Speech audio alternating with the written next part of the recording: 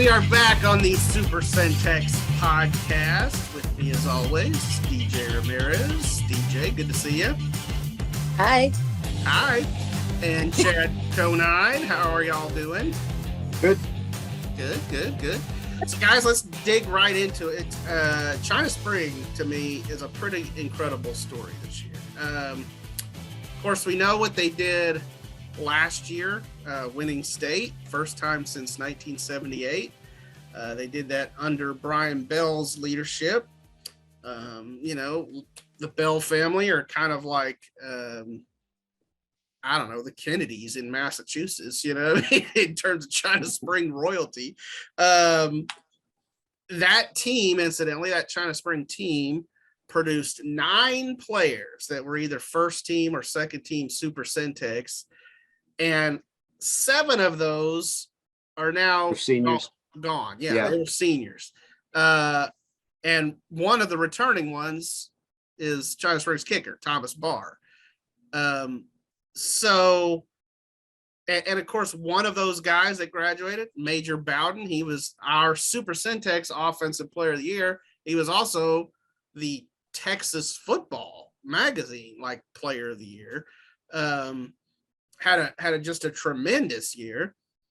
So with all these guys gone and their head coach moving on to Baylor, how have they been able to maintain this championship caliber team? Let DJ take the first shot at this one. Well, I don't think very much changed because, Tyler Beatty was an assistant.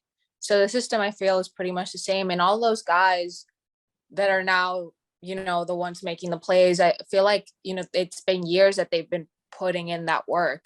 And so you've got, Trey Hafford, Tristan Exline, Kyle Barton, and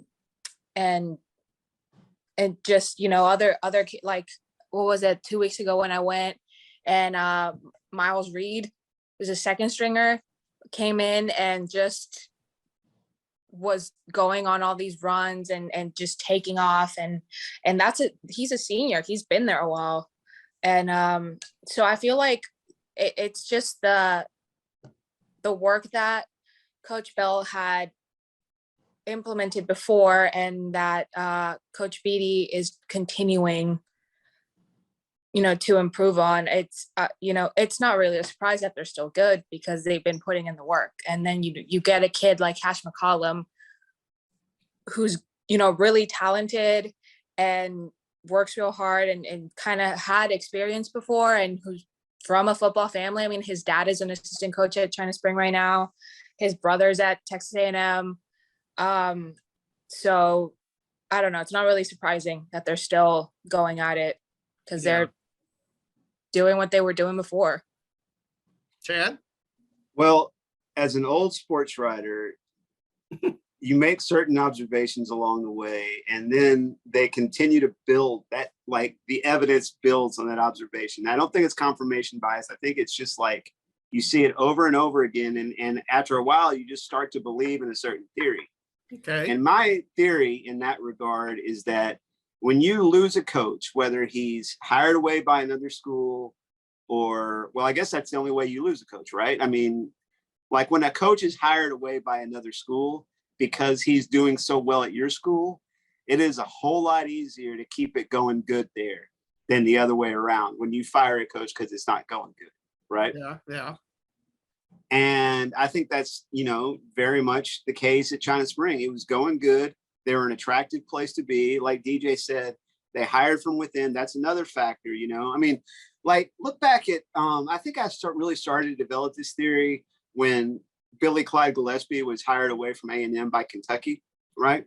Because he had, I think he had turned around A&M's basketball program. I think that's a fairly, well-established point, right? And yet the next guy won at Texas A&M in basketball, and then the next guy won at Texas A&M at basketball. And Texas A&M was in a spot where it was, traditional basketball power, and yet guys kept doing good, getting hired away, and the next guy came in and did good, So maybe overrate coaching in that regard, But well, I think not to give you guys too much praise, but I think both your points are pretty valid. I mean, I do think so. Let's just play a game of pretend here for a second, make believe. Lorena, it was kind of the perfect Michael Jordan moment for Ray Biles to retire last year. Honestly, he had been in the coaching forever, and wasn't that state win, Chad? It was his 200th victory. That winning the state championship game. He finally gets the state ring. It's his 200th win. He could have just done Michael Jordan and said, "See ya." That's the perfect exit. He came back, but let's say Ray Biles had left. It would have made a lot of sense for Lorena to hire Matt Hurst, who's got Moody off to a nice 2-1 start. That would have been a hire from within, and I think Lorena would just be clicking along like they are now. So the point about maintaining some continuity there, especially when you're coming off a year where you won state and there's a lot of upward mobility, there's a lot of buzz, and those kids want to keep it going. So yeah, I think that's a big deal. And then to DJ's point about their depth, you don't win state unless you've got some depth. I mean, and so the fact that Kyle Barton was not a Super Centex guy last year, he was still pretty freaking good. And it just speaks to our depth in Central Texas at running back. But certainly he's looking like a Super Centex running back, this year. And DJ, you mentioned Tristan X-Line from the X-Line brother clan there. I mean, he's just kind of the next one up. And, and then Cash McCollum, man, DJ will have a story on him this week, but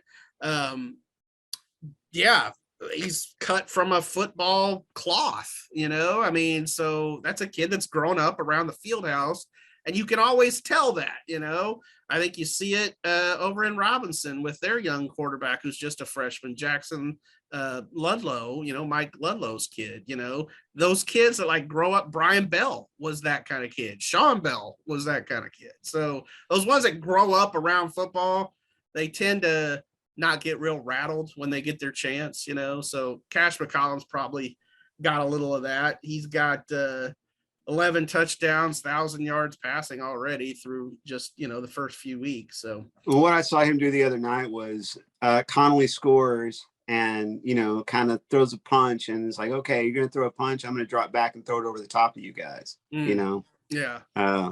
That's a good win for China for sure.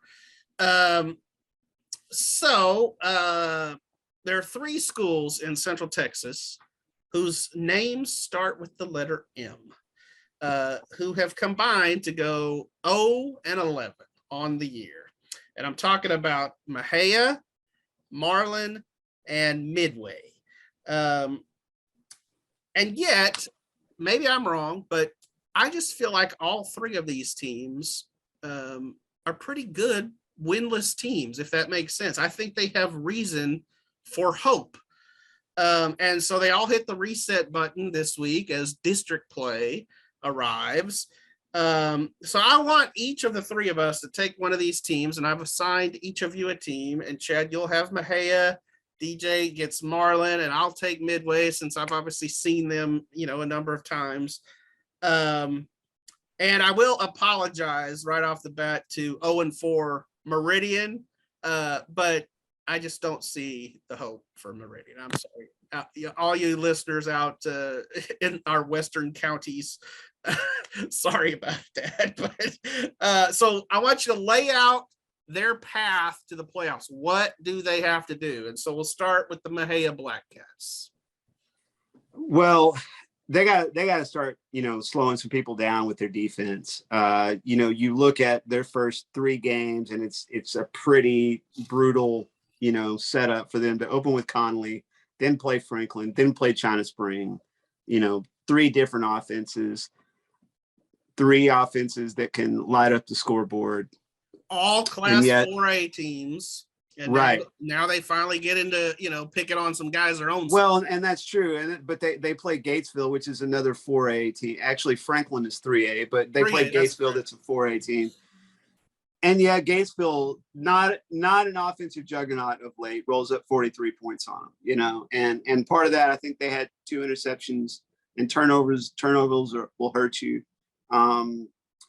They opened district play with Groesbeck this week, and that won't be easy either. Groesbeck's got it rolling. So where they're in a 17 district, right? Mm-hmm. So the road to the playoffs is, well, you got to get to 2 wins at least, right? Right. The bottom 3 aren't going to make it. So a 0, a 1, and a 2, and maybe a 2 gets you tied with somebody. But they're going to have to beat Fairfield and Tig. That's both probably must-win games, and Fairfield and Tig are probably looking around, saying the same thing. We got to beat both of these other 2 to get into playoffs. And I kind of hate doing this. I kind of hate pegging everybody to something this early in the year. Sure. But that's what the question is, right? So Kemp is another one, right? Kemp's a gettable game that you got to get if you want to make the playoffs in that district. And then let's see what Eustis's record is. Yeah, well, Eustis is 2-2. Malakoff is 3-1. Groesbeck is 3-1. Right. But if you beat Fairfield, Teague, and Kemp, you're in. I mean, right. Yeah, 3 will get you in, right? Yeah, absolutely. So, and what a fun one to start off with Groesbeck and Mexia. I think I may have said it on the podcast before. I certainly said it on Twitter this week, but to me, it's really fun that you get all these Limestone, Freestone County teams that, haven't been in the same district all the time, Mm-hmm. because usually one of them is a class higher, lower, whatever. But I'm talking about Mexia, Groesbeck, Fairfield, and Tig. Those teams have great rivalries. And so Groesbeck Mexia is going to be fun. It's going to be fun when Fairfield Mexia play, Teague Groesbeck, Teague Fairfield, all of those. So that should be absolutely fun. Yeah. All right. So DJ, lay it out. What do the Marlin Bulldogs have to do? All right. This is an 18 district, so it's the top 4. Mm-hmm. Yeah. Oh, okay. Gotta head back to the schedule real quick. Well, they've had some pretty tough games so far, and even like the loss against Crockett was pretty close. I think right there, they being the start of the season, they had guys banged up and just missed like small little mistakes that they were making. And obviously Mart is Mart. Yeah. And just the situation around that game, it was supposed to be a home game. They had to move it a day up because they didn't have any officials. And then, Groesbeck, it's like a 2-possession game. And like you said, Groesbeck was doing really well. So they got to beat Bosqueville this week. Yeah. And Bosqueville, coming off a win against Crawford, I think they're going to be pretty pumped up. And Moody's off to a good start, but yeah, looking at the district, I think if they beat Bosqueville, if they beat Bruceville Eddy, Valley Mills, and Riesel, they can make it in. Well, right. And that was a district that was one of the ones, Chad, that you featured before the season. We were talking about some of the best districts in the area. And wait, did you say Bosqueville's coming off a win against Crawford or Clifton? You meant to say Clifton. Clifton. Yeah. Let's make sure we get that point made before we get a flood of emails. Yes. Sorry, yeah. I was looking.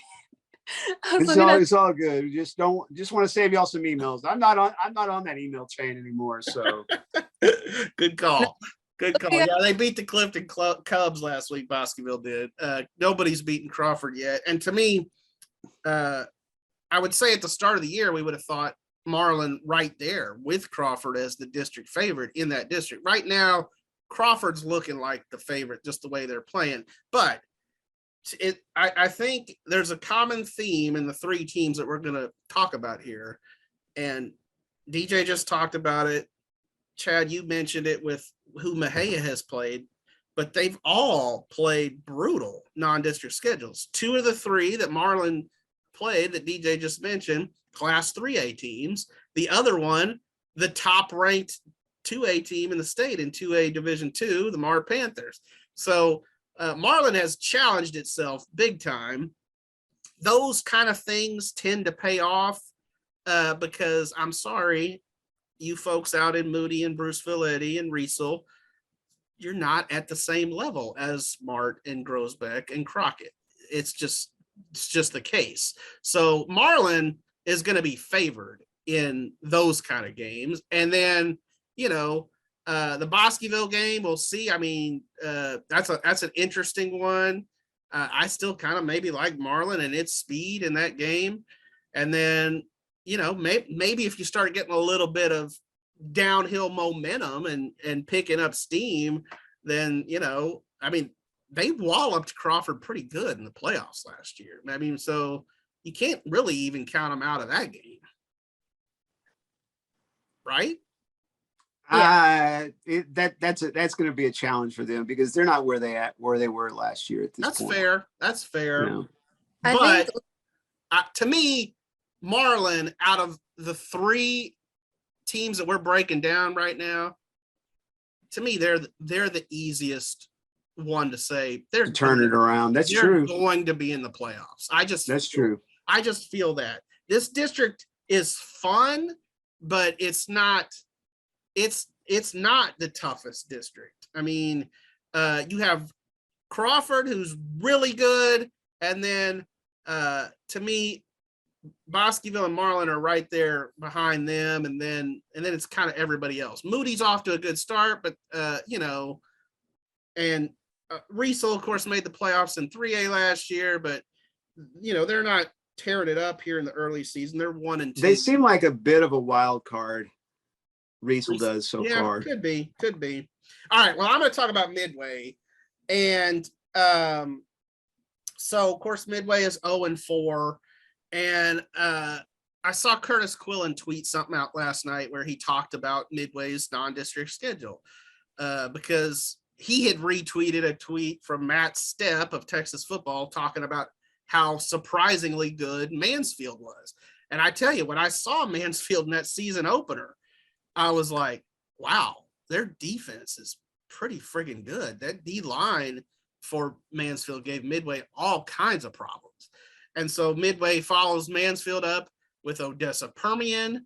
Then you get a little bit of Austin Vandergrift and that friggin' quarterback that was the Baylor baseball commit, and they have a offensive lineman going to Clemson. And then last week you get Rockwall Heath. And let me tell you guys, Rockwall Heath is a friggin' sports writer's nightmare because they run plays so fast that, I mean, sometimes I couldn't even get the play written down. They were already lining up for the next play. And so it's no one, they're like an old Art Briles team, honestly. That's how fast they get up and down the field. But Midway, so to make the case for Midway, what they did find in that game last week against Rockwall Heath was an offensive spark in moving Junior Thornton to quarterback. So his first two runs of the game, one went for 65 yards and a touchdown. The next went for 56 yards and got him right down in the, in scoring territory. The guy, so besides being fast, he's just got a lot of wiggle, he bounces off guys, he runs through contact. And obviously Hutto this week is going to have that scouted. They're going to, but Junior also has a pretty decent arm. So I do feel like they have found something with Junior Thornton at quarterback. He's their best player by far. So why not put it in his hands on every snap? At church on Sundays, people like to talk about football, which sure, fine, great. I would rather go to church and just go to church. I'd rather not talk about football I Okay. really don't like talking about college football at church because I don't necessarily see eye to eye with a lot of my fellow parishioners or congregants. I guess if I'm a Baptist, I go with congregants, right? Maybe they should have a Sunday school class just for bitter Red Raider fans. No, I don't like Red Raider fans either. But last Sunday we were talking about Midway, right? And I go to First Baptist Woodway, so there's a fair amount of Midway talk there, And they're talking about Junior, and somebody said to me, well, he had a good game, but can they really get by, passing for 50 yards and rushing for 250? And I just said, Major Bowden? Yeah, exactly. I mean, if you're going to run for close to 300 yards, as he did, he had 277, 3 touchdowns. You're going to put up some points. You're going to, and honestly, so they did take a couple of deep shots. Most of the passes that they threw with Junior were little short outs, to like Taylor Dudley in the flat, but they took a couple of deep shots, and on one of them, they got a pass interference call on the defense and got yards that way. So his arm is strong enough. I'm not really worried about that. Is it like a classic quarterback arm? No, but they can make some plays, I think, in the passing game. What Midway is going to have to do is, one, they're going to have both units show up on the same night. I mean, that they're going to need a complete kind of game. But beyond that, they have winnable games coming up. Finally, I think Temple and Harker Heights will rightfully be favored against Midway just because they're a little more established. They're winning games. Everyone else, even Hutto, who's 3-1, I think is on the table for Midway. I think they can beat them. The biggest issue I'm going to see is, do they have enough confidence? Because they don't have any wins under their belt. So we'll see. All right, let's move on. So not to call Chad out, but I'm going to call Chad out. So a behind the scenes look at our text message exchange this week. DJ and I are working on StatsPlus, and I mentioned, because you do this sometimes. Chad and I always used to do this. You'd say, dude, look at this kid, Dawson has a freshman quarterback, Brant Boatwright, who has thrown for 1,200 yards and 20 touchdowns in the first 4 games. And Chad was not overly impressed with Mr. Boatwright's production because he cited Dawson's light schedule. And he threw up the little Michaela Maroney, who did one of these, I can't even do it, Yeah, that was it was a weird face, and I'm surprised it wasn't more readily available on the memes or the gifs on I think if you Google image to that, you would find Michaela Maroney. She did a commercial just recently, like within the last year, where the guys were throwing the frisbee and it would get stuck on the roof, and then she would hop up there and get it, and then they threw it back on the roof, and she'd give them one of these. Anyway, so all my question is, so rather than discussing further the legitimacy of young Brant Boatwright's numbers, I want you to give me a guy probably that you have seen play this year, because that's sort of the context here, who's tearing it up in the stats and you think, yeah, that's about right. That kid is pretty freaking good. Who is that guy for you? DJ? Trying to decide between Kiefer Sibley at Connolly, running back. Who leads Central Texas in rushing. Yep. 637 yards, 61 carries, 9 touchdowns. Yep. 7. And he's right above Chris Cox at Grossbeck, who's got a 87 and 91 carries for 574 yards. So it's also pretty good. So it's either Sibley or Trey Hafford at wide receiver for China Spring with 400 yards. Wasn't Trey Hafford, Chad, the defensive MVP of the state championship game? I believe so. Yeah. Yeah. Yeah.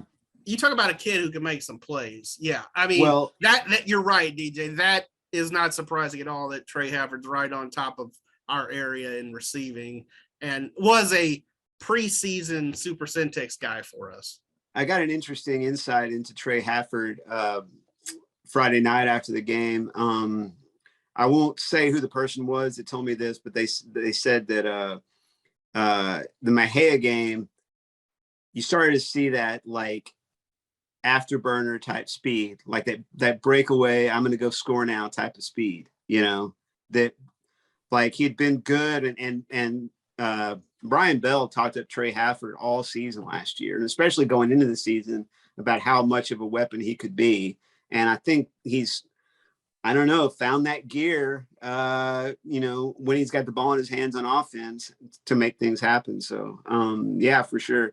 My guy, and let me back up to Boatwright for a second. I'm not sure that I saw the freshman part of that. So I'll give the kid a little bit more credit if he's a freshman throwing for 300 yards a game. We'll see. They'll have their chance to prove themselves. At some point in the season. But I'm going to go to another freshman for my answer to this question, and that's London Smith from University, who I think we mentioned on the podcast last week as well. But I got him right here at 14 catches for 281 yards and 2 touchdowns so far this season. For your fantasy football team, that might be a good, wide receiver 3, wide receiver 4 type of numbers. 14 catches over 4 games aren't going to light it up. But for a freshman and a team that's trying to find its footing, that's pretty dang good. Yeah. So I saw London's mama last night. We talked again. You're right. We did talk about London here on the podcast. His sister, Sydney, volleyball player at Midway. And London, of course, is a freshman receiver at University. And I don't know, there's a part of me that really respects the fact that I think they live in the Midway school district, but when your parents, when you have a parent that works for a particular school district, which they do in Waco ISD, Rodney Smith is the assistant athletic director, you have the option, right, of going to that other school where your parent works. And I think it's cool that London said, yeah, I'm not going to go to Midway. I'm going to go to University where my dad was a stud, I mean, try to carry on the tradition. Rodney Smith is the beating heart of the U-Dogs, right? Absolutely. Yeah. I mean, obviously, LaDainian Tomlinson, Wayne Rogers, those guys, but Rodney's been here and stuck around, 2-sport star, elevated their basketball team big time, came over the football team and made as much or more progress as the program has made in a long time. So, yeah. Yeah, absolutely. I like all of those answers. And to me, the Trey Hafford one and the Kiefer Sibley, I think those guys, yeah, we know they're good. We don't have to see their stats. You can just watch them play. And it certainly seems like London Smith is showing that early. I guess the one I've got to mention, is just Junior Thornton.